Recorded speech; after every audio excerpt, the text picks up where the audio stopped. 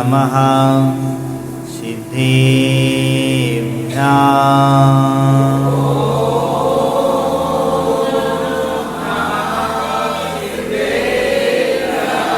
ॐ नमः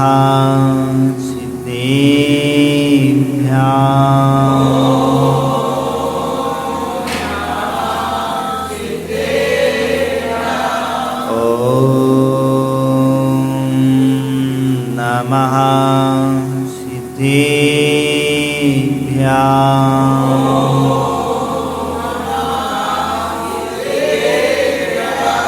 बोले देवादेविका जड़ श्री चिंतामणि पार्श्वनाथ भगवान की, शासन नायक महावीर भगवान की, चारित्र चक्रवर्ती प्रथमाचार्य श्री शांति सागर जी महाराज की, आचार्य भगवान श्री धर्म सागर जी महाराज की, आचार्य गुरुदेव श्री विपुल सागर जी महाराज की, द्वादशांग जिनवाणी माता की।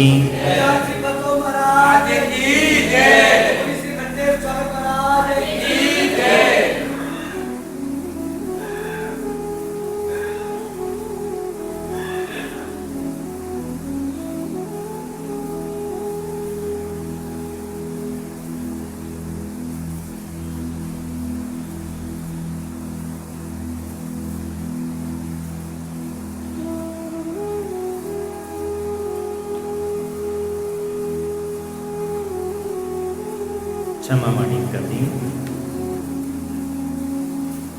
आज वास्तविकता में अपने आप को खाली करने का दिन है।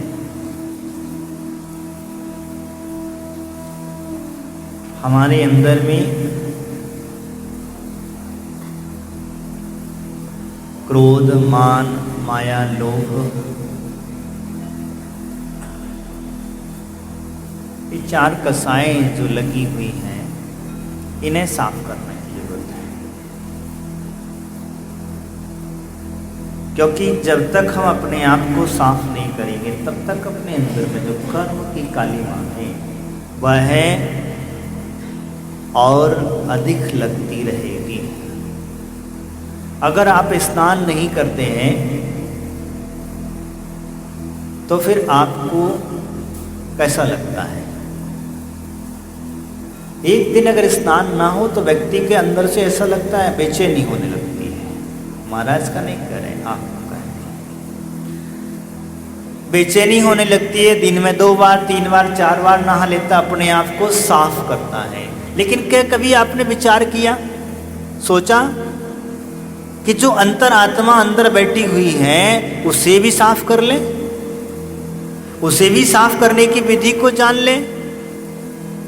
लेकिन नहीं, विचार ही नहीं है। हम सिर्फ शरीर को साफ करने में लगे हैं और शरीर को ही शुद्ध करने में लगे हैं। और जब तक शरीर साफ और शुद्ध करते रहोगे, पानी ढोलोगे, कर्म का बंद करोगे। जितना ज्यादा पानी का प्रयोग करोगे उतने ज्यादा कर्म के बंद करोगे, क्योंकि जितनी ज्यादा जीव हिंसा होगी। लेकिन कभी आपने विचार नहीं किया कि अंतर बैठे हुए उस परमात्मा के ऊपर जो काली मां जम गई है, वो गंदगी जो जमा ली है आपने, उसे जन्म जन्मों से जमाते चले आए हैं, उसे हटा ले। और उसके हटाए बगैर आप अपने परम पिता परमात्मा का अभिषेक भी नहीं कर पाते हो। करते हो क्या? अभिषेक करने से पहले कुछ भी हो, एक सूखा कपड़ा लेंगे, पहले परिमार्जन जरूर करेंगे और करना चाहिए। ऐसा नहीं है कि भगवान जी उठाए और सीधे अभिषेक चालू कर दिया। यहाँ आए और हमने सीधे रगड़ना चालू कर दिया, प्रक्षालन करना चालू कर दिया। नहीं, हमें विशेष करके कहा जाता है तो नहीं, हमें पहले परिमार्जन करना पड़ता है। हम कपड़े, सूखे कपड़े से परिमार्जन करते हैं, क्योंकि कोई जीव आदि हो तो उस जीव को हटाया जा सके।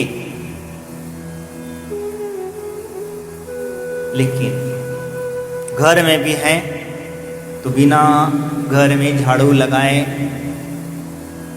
आप रहते हो? हाँ,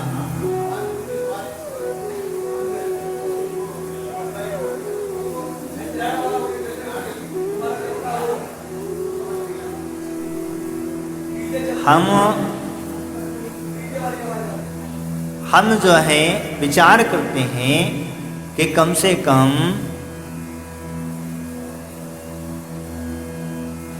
अपने जीवन में सफाई की आवश्यकता है।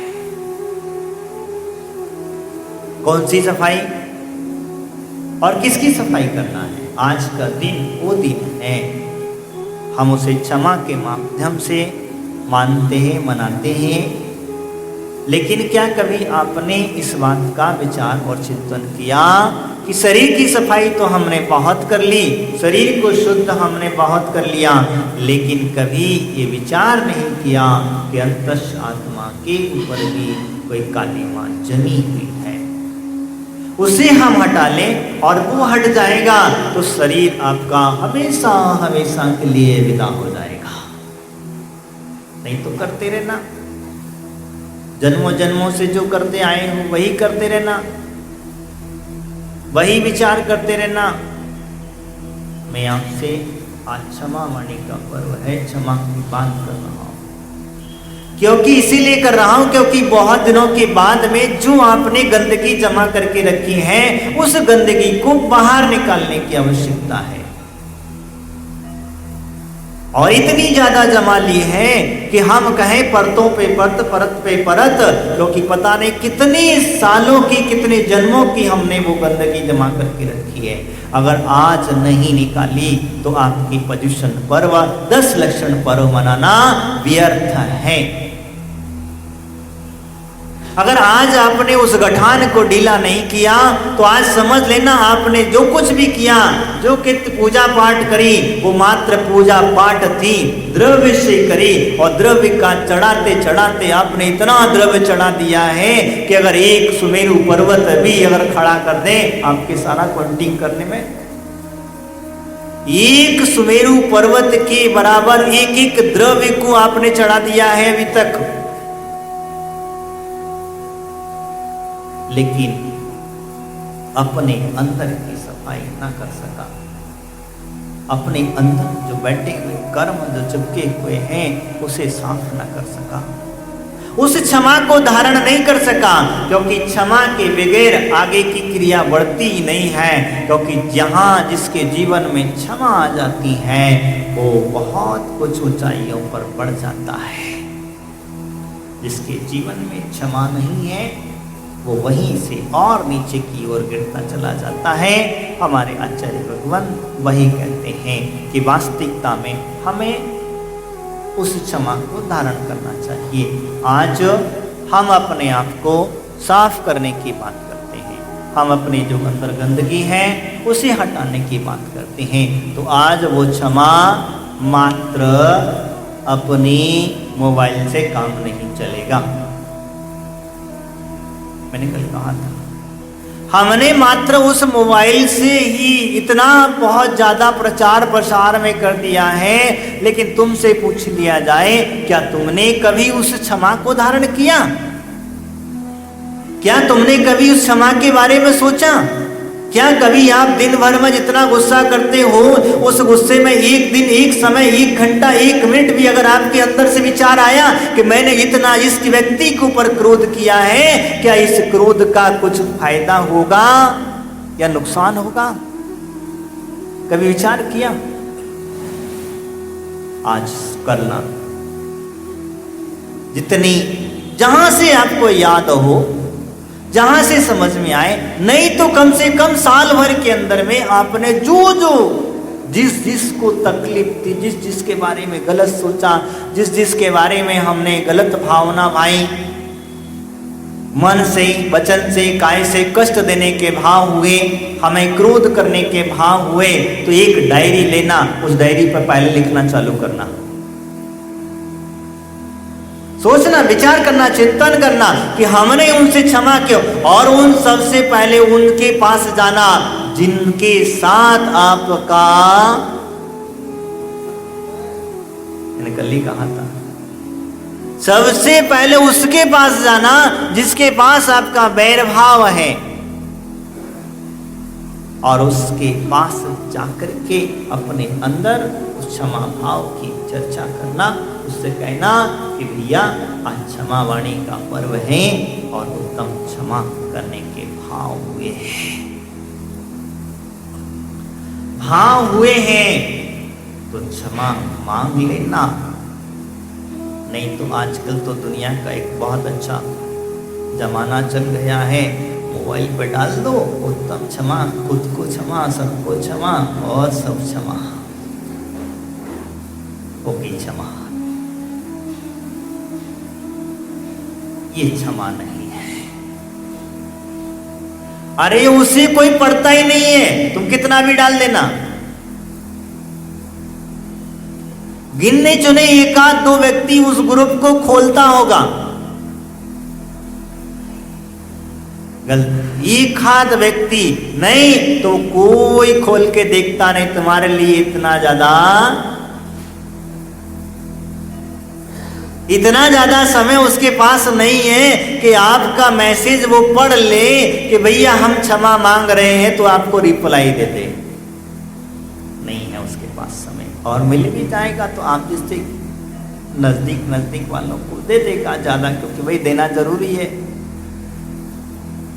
वो ग्रुप पे नहीं देगा, सिंगल पर्सनल मैसेज करोगे तभी देगा वो। तो मैं आपसे जो चर्चा कर रहा हूं कि वास्तविकता व्यक्ति के जीवन में गलतियां होना स्वाभाविक है, क्रोध आना स्वाभाविक है, मान कसाएं जागना स्वाभाविक है, लेकिन इनके वशीभूत होकर के हमने जो जो दुष्कर्म किए हैं, जो जो हमने पीड़ाएं दी हैं, जिस को भी पीड़ा दी है, मन से भावना भाई है, तो उस व्यक्ति से आज का दिन क्षमा भाव धारण कर लेना, क्षमा कर देना और उसे क्षमा कर देना, हमें क्षमा कर देना और उसे क्षमा भाव को भी उसके जो स्वीकारती है हम भी उसे क्षमा भाव मांग ले। यही हमारे जीवन का सार होता है। लेकिन वहाँ ऐसा मत समझ लेना कि अगर कोई व्यक्ति क्षमा मांगने आया है तो तुम अकड़ खड़े कर जाओ, क्योंकि ये सबसे बड़ी बात होती है।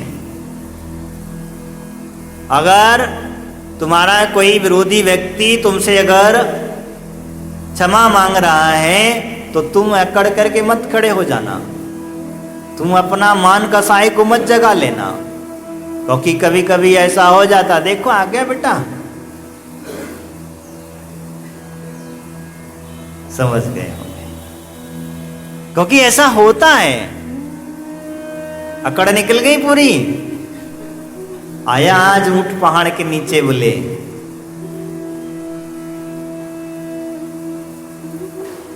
ध्यान रखना, ये भाव आपके क्षमा भाव के नहीं है, ये भाव और आपके विरोध को तैयार करने के हैं। भगवान पारसनाथ ने अपने जीवन में क्षमा को धारण किया तो वो तीर्थंकर, प्रकृति को बंद करते हुए तीर्थंकर बन गए। भगवान महावीर स्वामी ने क्षमा को धारण किया, वो सर्प ने उनके पैर में डंक मार दिया, दूध की नदी बह गई। आया था सर्प, संगम देव जो है एक सर्प का रूप बन करके आया, भुजंग देव बन करके आया। वो आया, पैर में डंक मार दिया, डंक मारने के बाद भी लेकिन भगवान तो तीर्थंकर थे, उन्हें ये विषधर क्या कर सकते हैं, क्योंकि उनका खून ही श्वेत होता है। कैसा? और उस श्वेत खून की ताकत इतनी थी कि संगम देव का जहर भी अपने आप उतर गया, उन्हें कोई फर्क नहीं पड़ा। दूसरी बात एक और भी है, तीर्थंकरों की अकाल मृत्यु नहीं होती,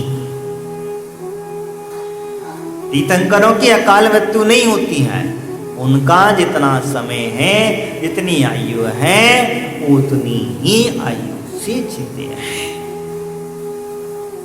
तो हम जिस क्षमा की चर्चा कर रहे थे, हमें आज झाड़ू पोछा करने की जरूरत है। तो सीधी सीधी भाषा कहो, तुम्हारी भाषा में तुम्हें समझाओ तो बहुत ज़्यादा अच्छा होगा। आज आपके अंदर की जो गंदगी है उस गंदगी को साफ करने की जरूरत है, और मौका भी मिला है तो कर लो। अगर आज आपने गंदगी साफ नहीं की और अगर ये गंदगी 6 महीने के ऊपर अगर हो गई तो अनंतानवंती क्रोध को बांध लोगे, अनंतानवंती रूपी कसायों को बांध लोगे, और जहां अनंतानवंती बंधी तो समझ लेना अनंता बंधुई, समझ लेना इसका कह रहा हूं अनंत भवों तक वह कसाय जा सकती है। इसका मतलब ही अनंतानवंती का मतलब ये होता है, एक दो भव से काम नहीं चलेगा। तो इसीलिए आज का दिन सबसे बढ़िया है, आज का दिन सबसे श्रेष्ठ है। अपना स्वार्थ भी सिद्ध जाएगा, जिससे अगर आपका बोलना नहीं है, मैं घर की बात भी कर रहा हूं, अगर घर में सास बहू का बोलना बंद है तो कर लेना, अगर बाप बेटे का बोलना बंद है तो कर लेना, बेटा बेटी का बंद है, भाई बहन का बंद है, तो आज का दिन है उत्तम क्षमा मांग लेना। अगर यही नहीं बांधे, अगर आज नहीं मांगे क्षमा तो ध्यान रखना फिर आपको पता नहीं वो क्षमा कब मिलेगी और नहीं मिलेगी, इसकी कोई गारंटी नहीं है। लेकिन आखिर में आपको ये क्षमा को ही धारण करना पड़ेगा। इस कलुषता को, इस विमर्शता को हटा ले, अपने अंदर उन कर्मों से बच जाएं। इसी का नाम होता है, छोटे हैं तो बड़ों के प्रति क्षमा भाव, बड़ों ने छोटों के प्रति क्षमा भाव रखना चाहिए, क्योंकि वास्तविकता बड़ों ने भी अपनी बड़प्पन दिखाना चाहिए। अगर ऐसा ना हो कि छोटे व्यक्ति हैं हम दबाते चले जाते हैं, और प्राय करके होता यही है। घर में अगर हम बड़े हैं तो हमारी दादागिरी चलेगी छोटा व्यक्ति को,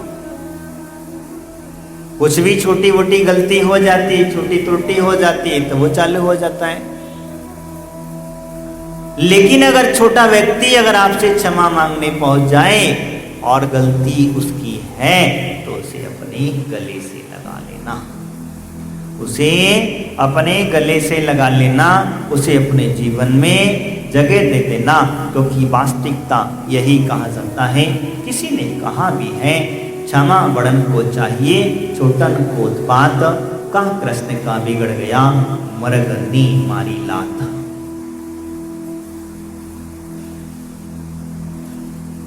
क्षमाशील व्यक्ति के जीवन में वास्तविकता यही हमें ऊंचाइयों को पहुंचाने के लिए कहा जाता है।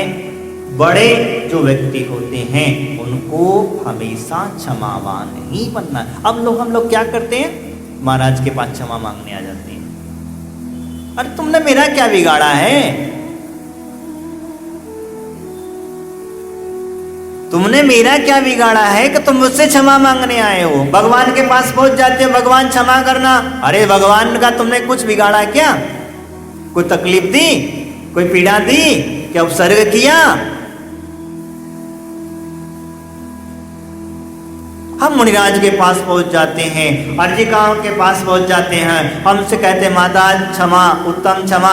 अरे भैया हम तो पहले ही उत्तम क्षमा, क्योंकि तुमने अगर पीड़ा भी दी, तुमने भी अगर उपसर्ग किया तो भी हमें कोई लेना देना नहीं है, क्योंकि आज यहाँ है और कल कहीं और है। हमारा जीवन तो बहते पानी की तरह है, स्वच्छ है। आपकी गंदगी हम नहीं भरेंगे, आपकी गंदगी हम नहीं भरेंगे, हम गंदगी जरूर तुम्हारी साफ करवा देंगे।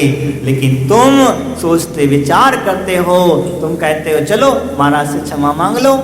अरे भैया तुमने कुछ बिगाड़ा हो तो बता दो, और बिगाड़ भी दिया हो तो क्या बिगाड़ दिया मेरा, मैं तो जैसा का तैसा हूं। मेरे स्वभाव में कोई परिवर्तित नहीं हुआ, मेरी चर्या में कोई परिवर्तित नहीं हुआ, मेरी जो क्रिया है मैं वैसा की वैसा हूं। मेरे अंदर में एक रंच मात्र भी कलुषता नहीं आई। मैं गंदगी क्यों इकट्ठा करूं, और किस लिए करूं, किस लिए, किसके लिए? क्या मैं मुनि महाराज सब गंदगी इकट्ठा करने के लिए बना हूं?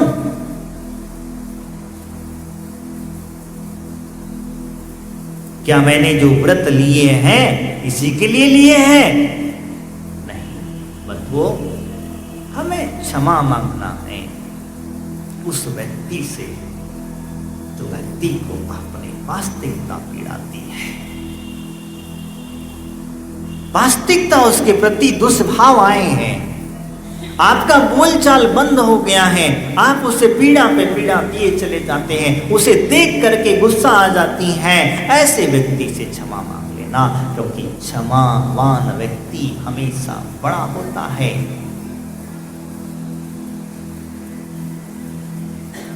तो आप अगर बड़े हैं और बड़ा बनना चाहते हैं, तो अगर आपने गलती भी नहीं की है तो क्षमा मांगने से कोई जरूरत नहीं है।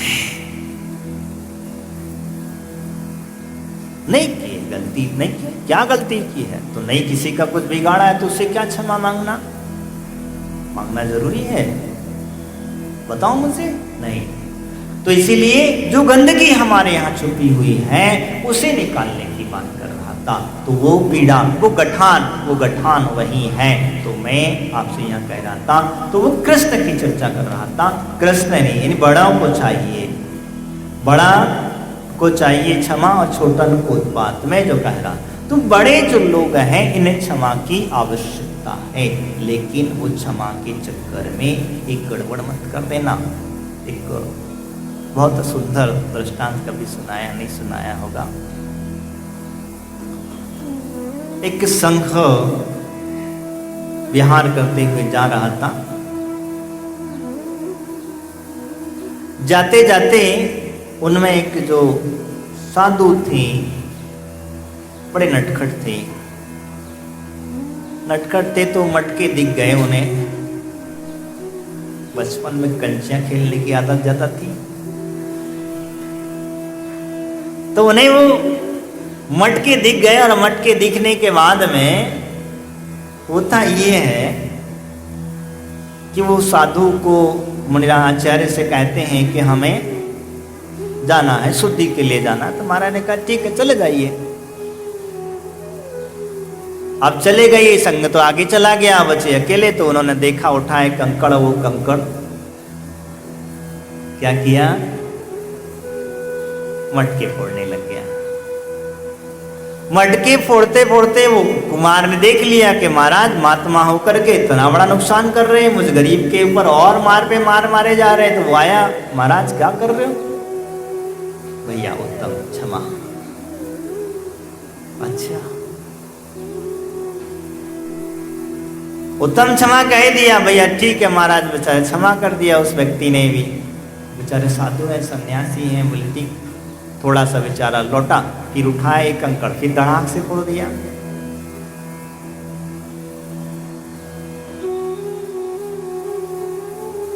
फोड़ दिया उसका मटका, फिर फोड़ दिया। बोले क्या, फिर कह दिया उसे उत्तम क्षमा।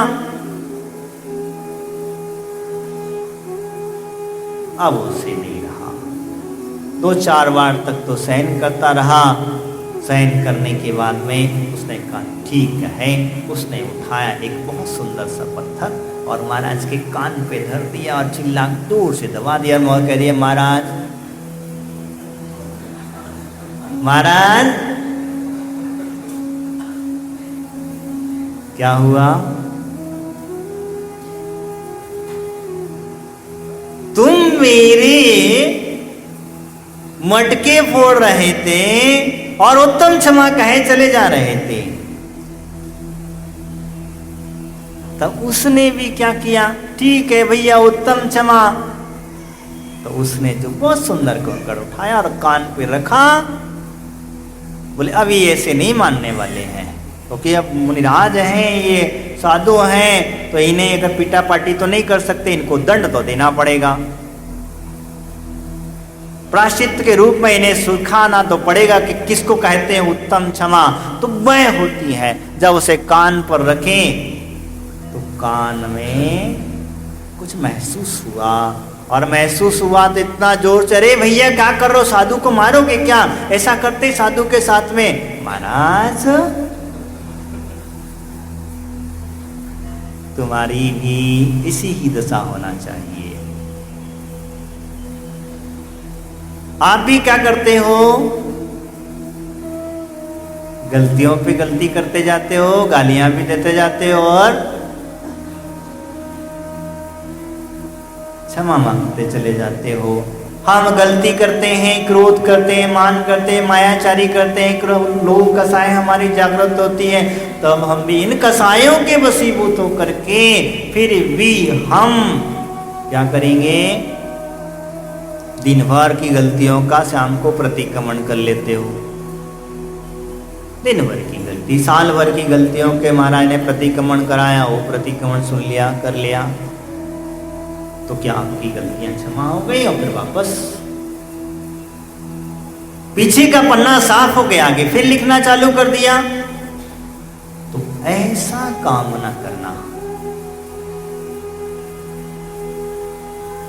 अगर पन्ना साफ हो गया तो उसे साफ रखने की कोशिश करना। अगर बार बार लिखते चले जाओगे तो क्या होगा? बार बार लिखोगे मिटाओगे, लिखोगे मिटाओगे तो क्या होगा? पन्ना फट जाएगा, और फट गया यानी कि आपकी दुर्गति होना निश्चित हो जाती है। तो मैं आपसे जो चर्चा कर रहा था इस कसायों की, उन चर्चा कर रहे थे हम कि बड़े लोग जो हैं, तो बड़े लोगों ने हमेशा क्षमा भाव को धारण करना चाहिए। किसके प्रति? छोटों के प्रति। और छोटों ने क्या करना चाहिए? उत्पात मत आना चाहिए।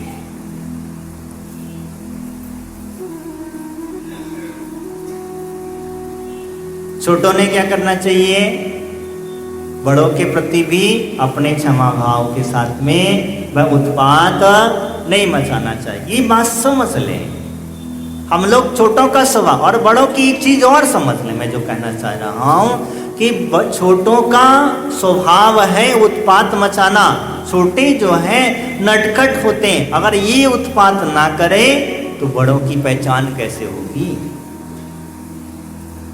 ये अगर उपद्रव ना करें तो बड़ों की पहचान ही कैसे होगी? बड़ों का स्वभाव कैसे समझ में आएगा? क्योंकि जैसे बड़ों का स्वभाव है वैसे छोटों का स्वभाव अपने आप हो जाता है। आपने देखा होगा कभी भी आपके घर में मुखिया है, घर में बड़ा व्यक्ति है, शांत है, बिल्कुल शांत है, उसका स्वभाव शांत है, मन शांत है, तो आपके बच्चों के ऊपर भी संस्कार वैसे ही पड़ते हैं, क्योंकि वो संस्कृति संस्कार शांत रहता है। और जिनमें जहां क्रोध अलग चलता है, मैं आपसे पूछता हूं, उस व्यक्ति से भी पूछता हूं जो क्रोध करता है, जो व्यक्ति दूसरों पर कसाय बांधता है, उस व्यक्ति से उसे क्या मिला? क्रोध करने से तुमने तुम्हारा खून जला लिया। किसका जलाया?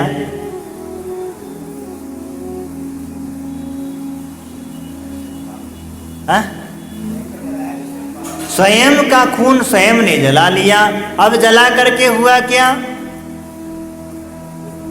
नुकसान किसका हुआ? तुम्हारा हुआ। जिस खून को बनाने में कितना समय लग जाता है, तब जाकर के वो 1 बूंद 2 बूंद 4 बूंद खून बनता है, लेकिन आपके गुस्सा करने से अवश्य वो खून जल जाता है। जैसे कैसे जलता है? जैसे आपने तवे के ऊपर पानी, गरम तवे के ऊपर पानी की छिट्टी मारोगे तो क्या होता?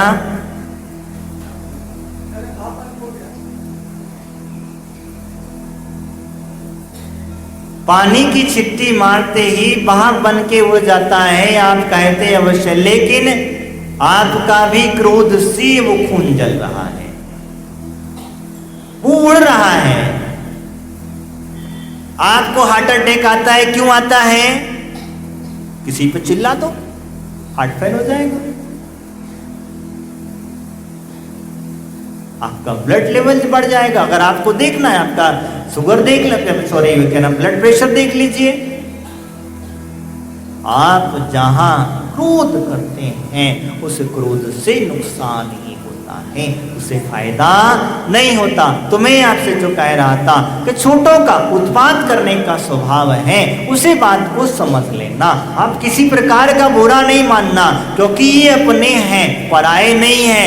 तुम उनको अपना कहते हो और अपने ही व्यक्ति के साथ तुम क्रोध भाव धारण करते हो और अपने व्यक्ति के साथ ही कसाय भाव रखते हैं, तो फिर वो अपना कहना ढोंगपना है, जिसको कहेंगे हम। वो अपना आप तो नहीं है, दिखावा है, और हम उस दिखावे से बचें, इस बात को समझ लें। अगर हमें कोई मार देता है, कोई बच्चा है, कोई व्यक्ति है, कुछ कह देता है, तो तुम्हारा कुछ भी बिगड़ता नहीं है। अगर आपको पार्श्वनाथ और महावीर बनना है, अगर आपको पार्श्वनाथ और महावीर की पर्याय को प्राप्त होना है, तो ध्यान रखें हम उस क्रोध से बचें और बचने की कोशिश करें। हमारा स्वभाव वास्तविकता में क्रोध करना नहीं है, हमारा स्वभाव तो क्षमाशील है, क्षमा भाव से है, और जहाँ क्षमा होती है वहीं सब कुछ प्राप्त होता है। आचार्यों ने कहा है, क्षमा के आगे क्रोध ने देखो डाल दिए हथियार, क्रोध मान मद लोभ त्याग कर निज का करो उद्धार। अगर आपको वास्तविकता में अपना उद्धार करना है, अपने जीवन को समझना है, तो क्रोध मान माया लोभ को छोड़िए, किसी से गुस्सा मत करिए, और अगर किसी से गुस्सा किए हैं, किसी से पीड़ा दी है और देने के भाव हो रहे हैं, तो क्षमा उसी से जाकर के मांगना। आज का दिन आपका क्षमावाणी पर्व मनाने का तभी सार्थक होगा। भगवान से और महाराज से मांगने से कोई फायदा नहीं है, बिल्कुल 1% कोई फायदा नहीं है। महाराज के पास जाकर के कभी क्या आपने अगर मन में भाव आया हो तो जरूर आ जाना, तो पता तो चल जाएगा तुम्हारे भाव कैसे चल रहे हैं मेरे प्रति। मैं समझ तो लूंगा, मैं समझ लूंगा कि हाँ आपके भाव अच्छे नहीं थे, इसीलिए आप मेरे पास में या मुनिराजों के पास, भगवान के पास क्षमा मांगने पहुंच जाते हैं। हम क्षमा की बात करते हैं, इसीलिए मैंने कहा तो अपने जीवन में आज संकल्प करें, विचार करें, भावना भाएं। ये बात के लिए विशेष करके भावना भाएं कि हम ये बात ध्यान में रखें कि आज किसी के ऊपर भी क्रोध नहीं करेंगे। क्षमा पाड़ी पर्व है, क्रोध नहीं करेंगे। और अगर किया है, इसके पूर्व अगर हमने किसी से गुस्सा किए, किसी पर बोलचाल बंद है, तो हम सबसे पहले उसके पास जाएं, उससे पहले क्षमा याचना करें, उससे क्षमा मांगे, तो ही हमारे जीवन की क्षमावाणी पर्व मनाना सार्थक है, क्षमा भाव धारण करना सार्थक है। अन्यथा क्या होगा? जहाँ खाया पिया खो दिया। अभी क्षमावाणी के पर्व के बाद आपको नीचे, क्योंकि भैया कुछ तो चिरपुरा खाया है तो मीठा खाना पड़ेगा ना, जब तीखा लगा है तो मीठे की जरूरत पड़ेगी कि नहीं पड़ेगी? तो जब सफाई करी है तब खाली हो गया है, तो खाली हो गया तो भरना तो पड़ेगा ना। अगर खाली ज़्यादा दिन तक रख नहीं सकते, ये हमारी आदत है, तो कुछ ना कुछ तो भर लेंगे। तो खाली करते ही भरने की कोशिश भी मत करना, कम से कम उसे खाली पड़ा रहने देना, तो फिर आपका डाइजेशन अच्छा हो जाएगा। नहीं तो क्या होगा? अपच हो जाएगा, अपच हो जाएगा, ध्यान रखना।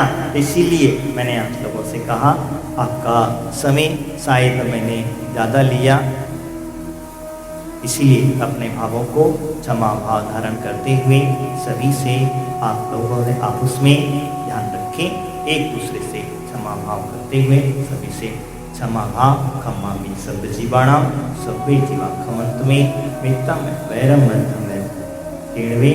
हे प्रभु, हम सभी से, हम अज्ञानी जीव अपने भावों में क्षमा भाव धारण करते हैं, और आप भी क्षमा करें, क्योंकि हो सकता है मेरे कारण, मेरे संग के कारण किसी को बोलने में कभी कभी वचन कटु हो सकते हैं, कड़वे लग सकते, भाव तो नहीं है, लेकिन गुरु शिष्य का नाता है। अगर गुरु भक्त का नाता है तो यहाँ पर हमेशा हमारे भाव क्षमा पूर्ण ही होते हैं। हैं। अगर आपके मन में भी कोई विचार आया है, हमारे प्रति विचार आया हो, तो भी हमारी तरफ से सभी को क्षमा और सभी से क्षमा, सभी के लिए मंगल में आशीर्वाद इन्हीं भावना के साथ महावीर भगवान की, आचार्य गुरु कुलसगति महाराज की